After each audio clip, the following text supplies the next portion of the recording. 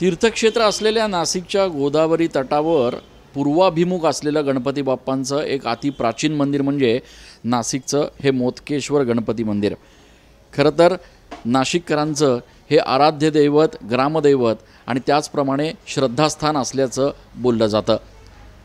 या संपूर्ण मोदकेश्वर गणपती बाप्पांचं एक वेगळं असं महात्म्य वर्णन जे आहे ते गणेश पुराण, गणेश कोश आणि पंचवटी यात्रा दर्शन त्याचप्रमाणे गोदावरी महात्म्यामध्ये सांगितलं जातं।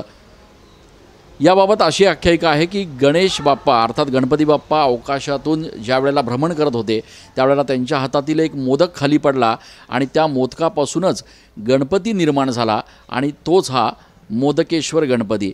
मोदकाच्या आकाराचा असलेला हा बाप्पा जो आहे तो गोदाघाटाच्या या पवित्र क्षेत्री आहे आणि त्यामुळे इथे प्रत्येक भाविक जो आहे तो नतमस्तक होण्यासाठी आणि बाप्पांच्या दर्शनासाठी आवर्जून येत असतो।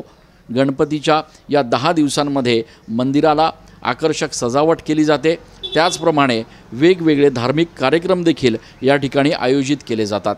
नवसाला पावणारा बाप्पा म्हणून मोदकेश्वराची जगभर ख्याती आहे आणि त्यामुळे नाशिकच नाही, राज्यच नाही तर देशभरातून भाविक आणि भक्त जे आहेत ते या ठिकाणी दर्शनासाठी येत असतात।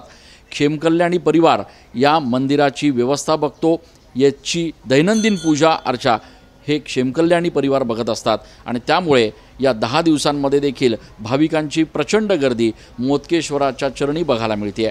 कॅमेरा पर्सन आकाश शेवलेसह मी चंदन पूजा अधिकारी TV9 मराठी।